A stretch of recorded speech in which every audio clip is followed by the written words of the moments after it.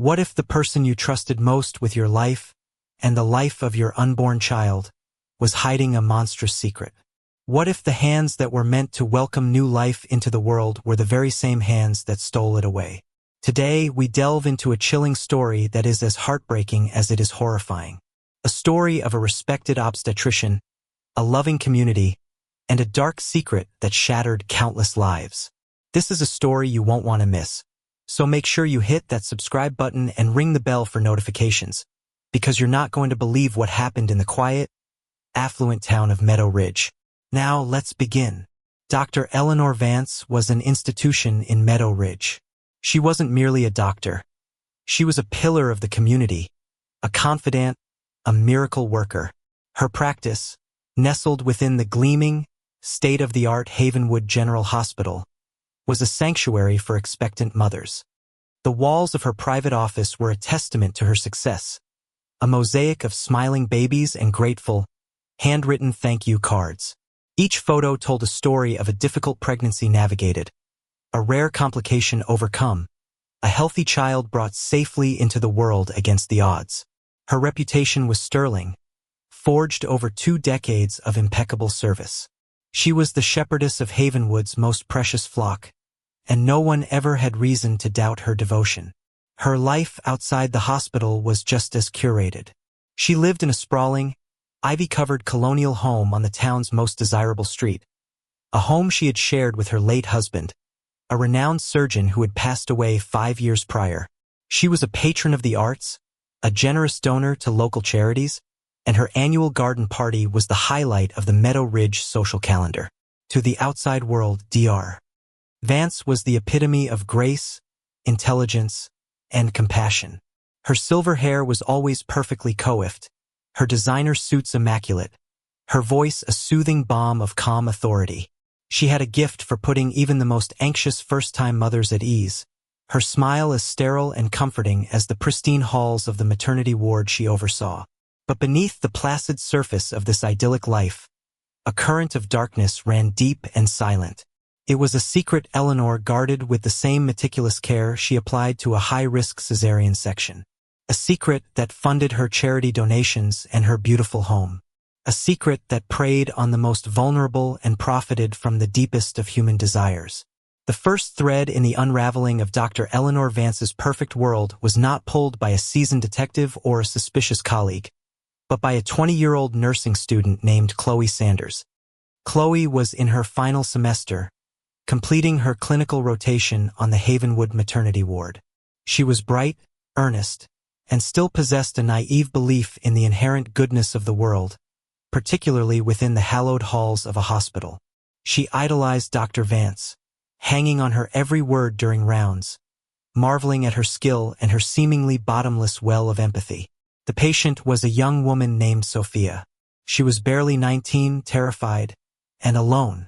Her boyfriend had left town the moment she told him she was pregnant, and her family, devoutly religious, had all but disowned her. She had arrived at Havenwood with no insurance and no support system, only the child growing inside her. Dr. Vance had taken her on as a pro bono case, a gesture of profound kindness that had the entire nursing staff singing her praises. Everyone deserves a safe delivery, Dr. Vance had said, her voice laced with her signature compassionate steel. Sophia's labor was long and arduous. Chloe stayed by her side, holding her hand, wiping her brow, and whispering words of encouragement. When the baby, a little girl, was finally born, the room was filled with a palpable sense of relief. The infant was small, but she let out a lusty cry, her tiny fists flailing in the air. Chloe saw her, pink and perfect, for a fleeting moment before Dr. Vance and the senior nurses whisked her away to the neonatal warmer across the room. Sophia, exhausted and overwhelmed, sobbed with joy. That's when things became strange. Dr. Vance's face, usually a mask of serene control, shifted. For a split second, as she examined the baby under the heat lamp, her expression was not one of medical concern, but of cool, detached assessment. It was like a merchant inspecting goods. Then, the practiced mask of sympathy slid back into place. There were hushed, urgent whispers between Vance and the head nurse. A machine beeped erratically. A few minutes later, Dr. Vance approached Sophia's bedside, her face a carefully constructed portrait of sorrow. "Sophia, my dear, I am so sorry," she began, her voice a soft, mournful hymn. "There were complications we couldn't have foreseen. A severe congenital heart defect. She was too weak. She didn't make it." Sophia's cry of joy turned into a wail of raw, animalistic grief that seemed to shake the very foundations of the room. Chloe stood frozen, a cold dread seeping into her bones. It didn't make sense. The baby had cried. Her initial APGAR score had been strong. Chloe had seen the nurse jot it down. A fatal heart defect? So sudden? Without any prior indication on the numerous ultrasounds. The hospital's protocol in the event of a stillbirth or neonatal death was strict. The parents were to be offered time with their child. But Dr. Vance steered Sophia away from this. "It's better this way," she cooed, her hand resting on Sophia's shaking shoulder. "It would be too traumatic for you to see her like this. You should remember her as she was in your dreams, perfect and at peace." She spoke of cremation services, of handling all the unpleasant arrangements, so that Sophia wouldn't have to bear the burden. The grieving, sedated young mother was in no state to argue.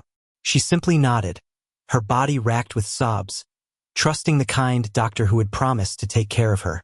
Chloe watched the entire exchange, the gears in her mind grinding uncomfortably. Later that night, she saw two men in dark, nondescript suits leaving the hospital through a rear service exit. One of them carried a small, refrigerated container. It wasn't a standard hospital morgue transport. It was quiet, discreet, and it felt profoundly wrong. For 2 weeks, Chloe couldn't sleep. The image of that crying baby and Sophia's subsequent heartbreak played on a loop in her mind. The official report, signed by Dr. Vance, was concise and clinical. Neonatal death due to critical congenital heart disease, hypoplastic left heart syndrome. It was a perfect, unassailable diagnosis. But Chloe had been in the room. She had heard that cry. Plagued by guilt and a growing sense of dread, Chloe did something incredibly brave and incredibly foolish. She used her student access to the hospital's digital archives. She wasn't looking for Sophia's file. She knew that would be a brick wall. Instead, she searched for a pattern. She cross-referenced Dr. Vance's patients over the last 5 years, specifically looking for cases with similar profiles to Sophia. Young, single mothers, often from out of town, with little to no family support.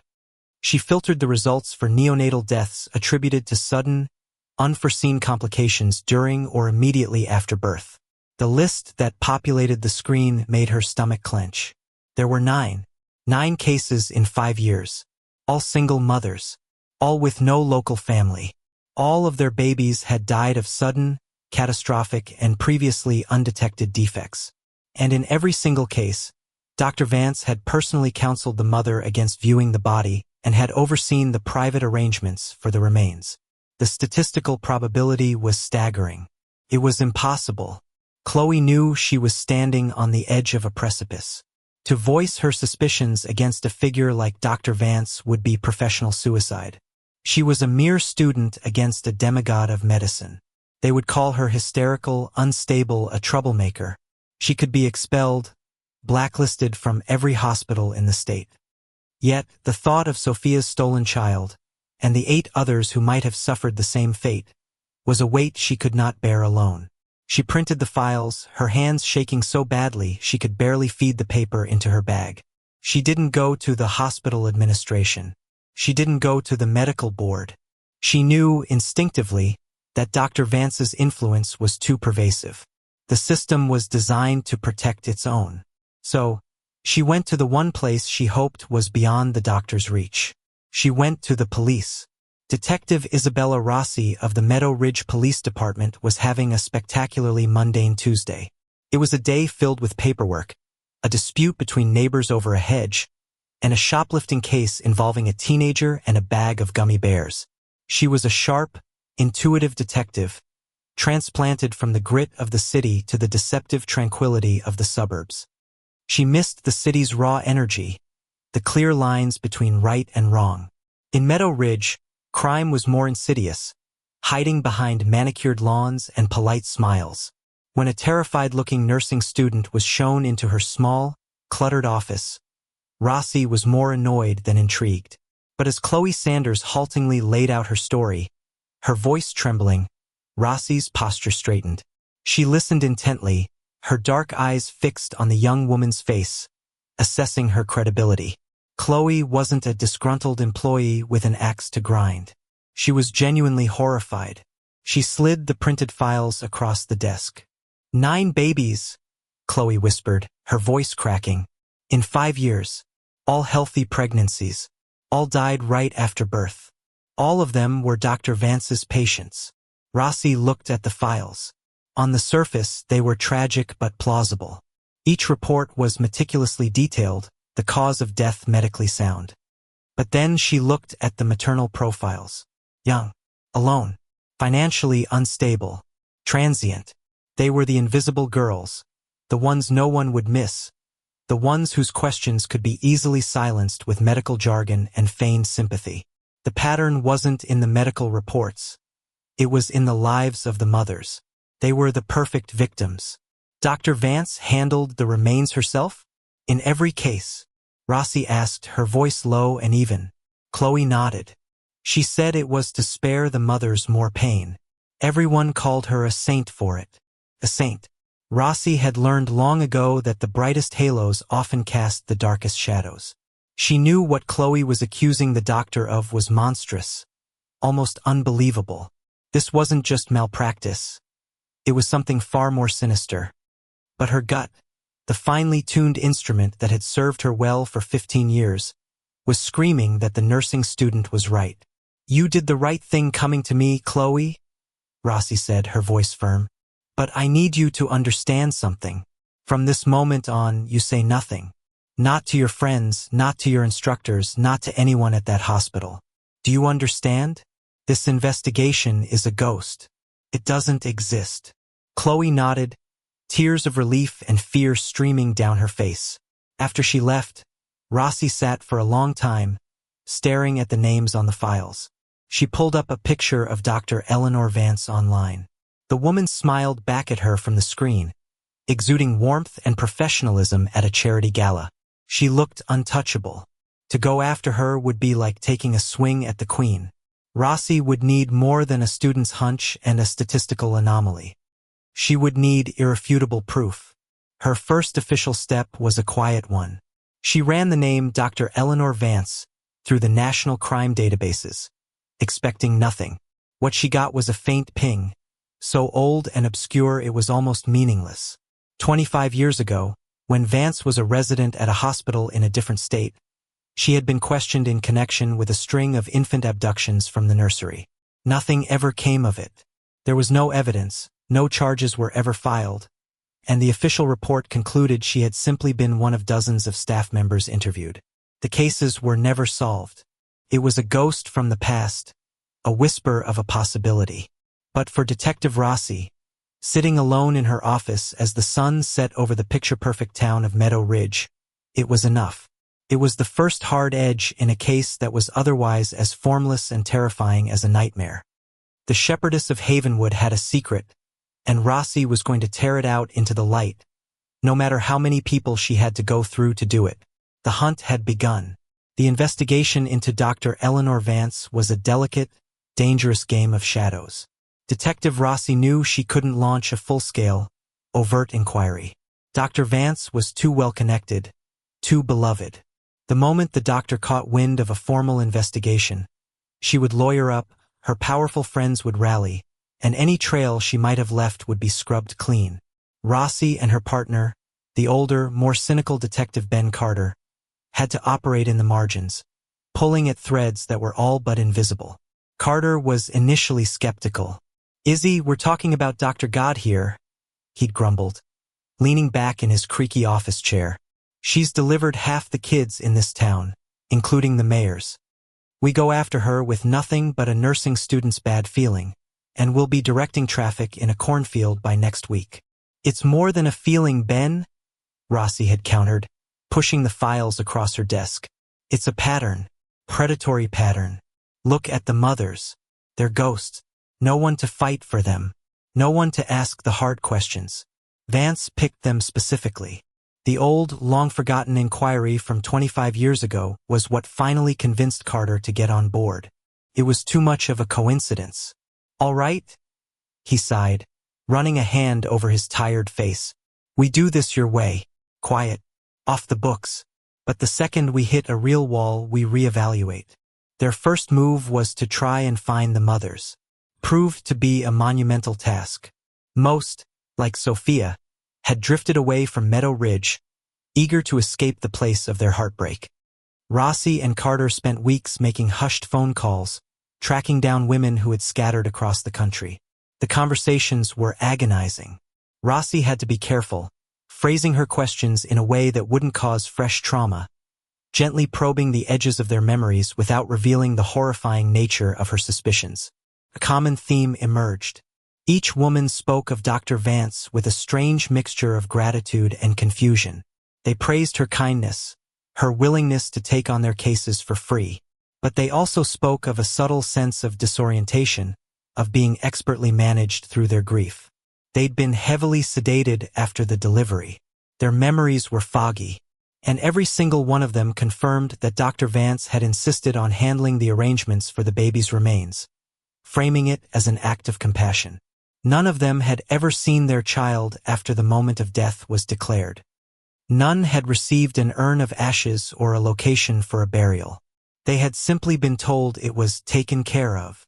One mother, a woman named Leanne who was now a waitress in a diner 3 states away, gave them their first tangible lead. "I asked for a death certificate," she told Rossi over a crackling phone line. "For my records. Dr. Vance kept putting me off. Finally, about a month later, I got one in the mail. But it looked, I don't know, a little off. The seal was weird." Rossi's pulse quickened. "Leanne, do you still have it?"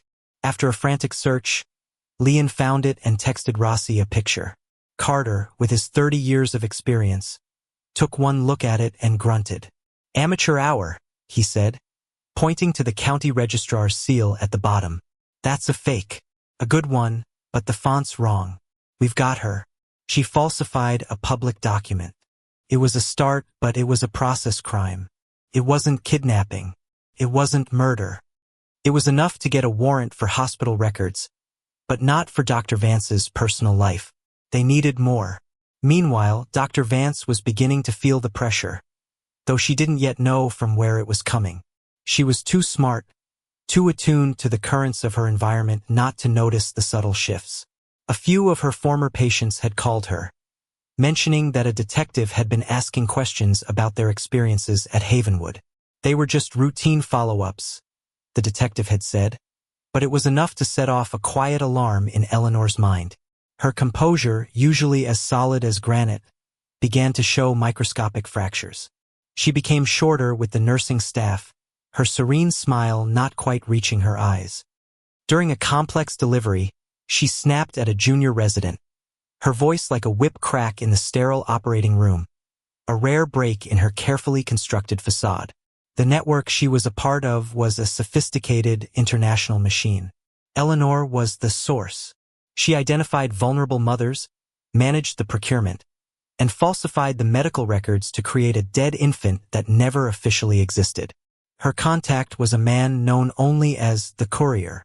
He was the one who handled the logistics, the transportation, and the payment. They communicated through encrypted apps and dead drops. Her payment wasn't just money. It was the life she had built. The network had funded her late husband's failing investments, saved their beautiful home from foreclosure, and continued to line the accounts of the shell corporations that paid for her lavish lifestyle. She had told herself in the beginning that she was doing a good thing. She was taking babies from mothers who couldn't care for them and giving them to wealthy, desperate couples who could provide a life of privilege. She was a facilitator of happiness, a modern-day Robin Hood of infants. But over the years, that self-deception had worn thin, replaced by a cold, pragmatic business acumen and a constant, gnawing fear of exposure. After the calls from her former patients, she initiated a cleanup. She spent a late night in her office, meticulously reviewing her digital files, deleting anything that could be misinterpreted, tightening security protocols. She sent a coded message to the courier, possible pest control issue, pausing all shipments until further notice. Rossi and Carter, armed with the evidence of the forged death certificate, got their warrant. But they didn't go for all of Dr. Vance's files. That would be too loud. Instead, they requested the hospital's internal server logs and surveillance footage from the service corridors, citing a vague internal security review. The IT department at Havenwood complied, resentful but obligated. Carter and Rossi spent the next 72 hours poring over terabytes of data. It was like looking for a single grain of sand on a vast beach. But Rossi, with her relentless eye for detail, found it. In the server logs, she noticed that on the night of each of the 9 infant deaths, a secondary phantom file was created in the hospital's record system. It was a birth certificate file, created and then deleted within less than 60 seconds. The file was immediately wiped, but its digital ghost, a record of its creation and deletion, remained in the server's deep logs. A baby was born and a baby died. But for 1 minute in the digital ether of the hospital, 2 babies existed. One with a death certificate and one with a birth certificate that was made to disappear. Then came the surveillance footage. The cameras in the service corridors were meant to monitor maintenance staff and deliveries. The footage was grainy and low resolution, but it was enough. On the night of Sophia's delivery, and on the nights of the other 8 suspicious deaths, the same sequence of events unfolded. An hour or two after the time of death, Dr. Vance could be seen walking down a deserted service corridor to a rear exit. A few minutes later, a dark, unmarked van would pull up. A man in a suit would get out, enter the hospital, and emerge a few minutes later with a small, discreet container. Dr. Vance was never seen handing anything over. She was too careful for that. But her presence in a deserted service corridor in the middle of the night, moments before the same unmarked van appeared, was a damning correlation. On its own, it was circumstantial. Combined with the phantom birth certificates and the forged death certificate, it was the framework of a conspiracy. The breakthrough came from an unexpected source. Chloe Sanders, the nursing student, had been true to her word. She had kept silent, but she had also kept her eyes open. She noticed that one of the senior nurses, a woman named Carol, was intensely, almost fanatically, loyal to Dr. Vance. She was also living well beyond a nurse's salary, driving a new luxury car and wearing designer handbags.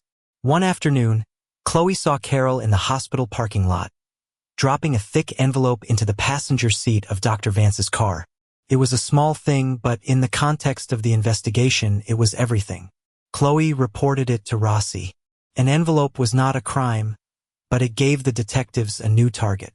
They began a quiet financial audit of Nurse Carol. What they found blew the case wide open.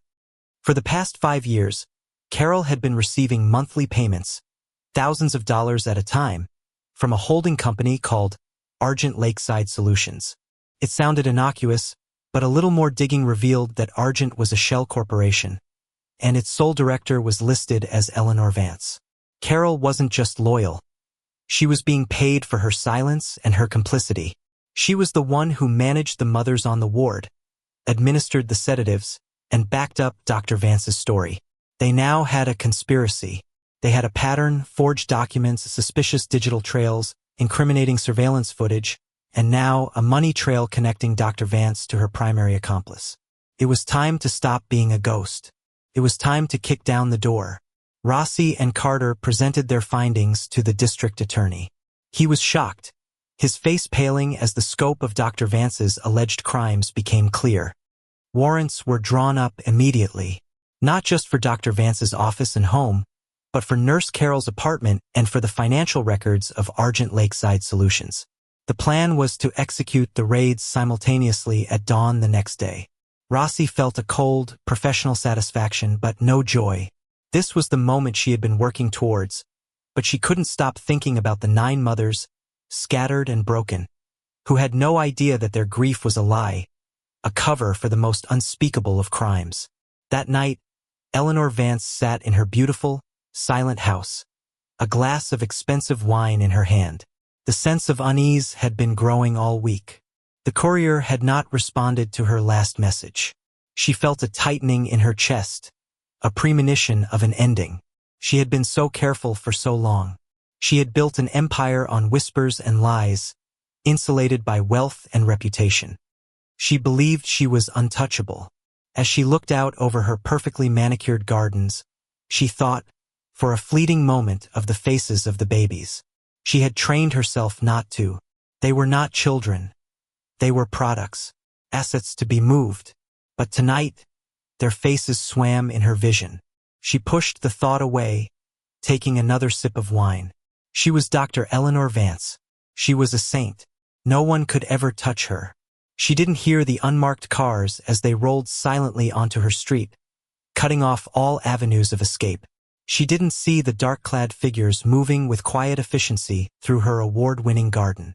The first sign that her world was about to end was the splintering crash of her front door being battered down, a sound that ripped through the tranquil Meadow Ridge night and signaled that the unraveling was complete. The reckoning had arrived. The coordinated raids began just as the first hint of gray dawn touched the sky over Meadow Ridge. At Dr. Vance's colonial mansion, the element of surprise was total. The sharp, percussive crack of the battering ram shattering the heavy oak door echoed through the cavernous foyer. Eleanor, who had been sitting in her study, jolted upright, spilling wine down the front of her silk blouse. For a frozen second, she couldn't process the sound. Then came the shouts. "Police! Search warrant! Hands where I can see them!" Detective Rossi was the first through the door, weapon drawn, her face set like stone. She found Eleanor standing by her desk, her expression a mixture of disbelief and pure, unadulterated fury. The mask of the compassionate healer had vanished, replaced by the cold, hard face of a cornered animal. "Detective Rossi, I presume," Eleanor said, her voice dripping with venom. "To what do I owe this dramatic intrusion?" "Dr. Eleanor Vance, you are under arrest for kidnapping, human trafficking, and conspiracy," Rossi stated, her own voice flat and unwavering as she and Carter secured the scene. The look of shock on Eleanor's face was genuine. She had perhaps anticipated a lawsuit, a quiet inquiry from the medical board. She had never, in her hubris, imagined it would come to this. The crude, undeniable reality of police officers swarming through her immaculate home, their muddy boots on her Persian rugs, was an indignity she could not comprehend. As Carter read her the Miranda rights, Eleanor's eyes blazed with contempt. "This is a mistake," she hissed. "A pathetic, career-destroying mistake. My lawyers will have you crucified." Simultaneously, across town, another team breached the apartment of Nurse Carol. They found her in a panic, trying to flush a folder of documents down the toilet. The detectives recovered the soggy, half-destroyed papers, which turned out to be a ledger. It was a list of dates, initials, and dollar amounts, a clear record of the payments she had received for her role in the trafficking ring. Faced with the evidence and the intimidating presence of law enforcement in her small apartment, Carol's composure shattered completely. Within an hour, sitting in a stark interrogation room, she confessed to everything, her story tumbling out between sobs of self-pity and fear. She detailed the entire process. How Eleanor would identify the targets, how she, Carol, would help manage the crisis in the delivery room, falsify charts, and ensure the mother was too sedated and distraught to ask the right questions. Back at the mansion, the search teams were uncovering the hidden life of Dr. Vance. In a hidden safe behind a bookshelf in her study, they found not only stacks of cash and burner phones, but a collection of passports under various aliases. Tucked away in a locked box was a set of small, gold-plated trinkets, a tiny locket, a silver rattle, a miniature bracelet. Rossi realized with a sickening lurch that they were mementos, trophies, one for each child she had stolen. It was the most chilling evidence of all, a glimpse into a mind so pathologically detached that it could turn the theft of a human life into a collectible. The financial records seized from the shell company, Argent Lakeside Solutions, provided the final, crucial link. The company's accounts showed a complex web of incoming and outgoing payments. The incoming wires, often in excess of $250,000, came from offshore accounts linked to a notorious international adoption agency that had long been suspected of being a front for child trafficking. The outgoing payments went not only to Nurse Carol, but to a network of smaller players, a morgue attendant who signed off on cremation orders for non-existent bodies, a forger who created the fake documents, and a man listed simply as logistics. This was the courier. By tracing the payments, the FBI, who had now joined the investigation, was able to identify him. He was arrested 2 days later at an airport, attempting to board a flight to a non-extradition country. The information he provided in exchange for a plea deal allowed authorities to launch a series of coordinated international raids, crippling the network and rescuing 3 infants who were in the process of being trafficked. The arrest of Dr. Eleanor Vance sent a seismic shockwave through Meadow Ridge. The initial reaction was one of outraged disbelief. People defended her vehemently. She was a saint, a pillar of the community. The police had made a terrible mistake.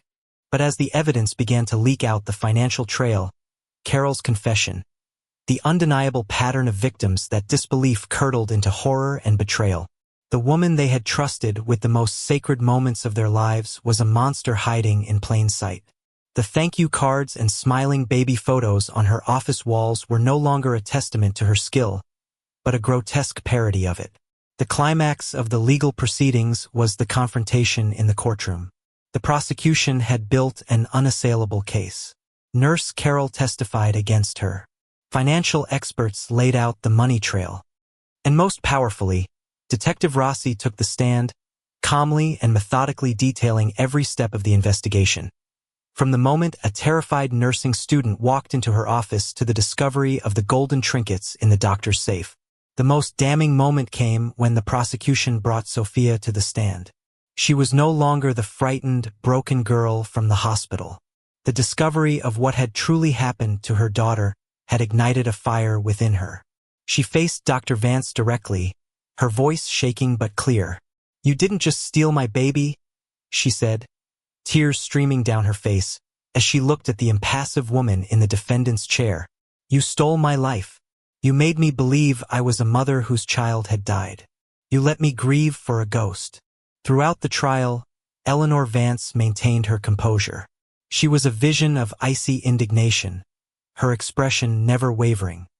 She and her high-priced legal team painted her as the victim of a vindictive nurse and an overzealous detective. But under the mountain of evidence, her defense crumbled. The jury was out for less than 4 hours. The verdict was guilty. Guilty on all counts. The sentence was life in prison without the possibility of parole. As the verdict was read, Eleanor's facade finally, irrevocably, cracked. For a single moment, her face contorted in a mask of pure, unadulterated rage and hatred. The community, watching on television, saw for the first time the monster that had lived among them.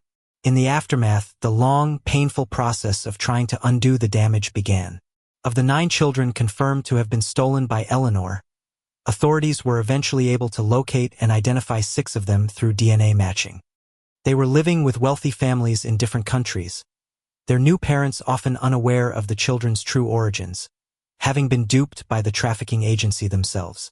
The reunions with their biological mothers were fraught with emotional complexity, joy, pain, and years of lost time that could never be reclaimed. For Sophia, the moment she was finally able to hold her now 2-year-old daughter was a moment of profound, earth-shattering catharsis. The fate of the other 3 children remained a painful, unanswered question, a permanent scar on the lives of their mothers. Detective Rossi watched the news report of Sophia's reunion, a rare smile touching her lips. The case had taken a toll on her. It had reaffirmed her belief that the worst evils often wear the most respectable masks. She thought of Chloe Sanders, the nursing student who had been hailed as a hero. Chloe had finished her degree and was now working as a pediatric nurse. Her idealism tempered, but her compassion stronger than ever. The town of Meadow Ridge began its slow process of healing, forever changed by the revelation of the darkness that had festered in its heart. The name of Dr. Vance became a cautionary tale, a whisper of a nightmare. Her beautiful home was sold, its contents auctioned off. Havenwood General Hospital underwent a massive administrative overhaul, its reputation deeply tarnished.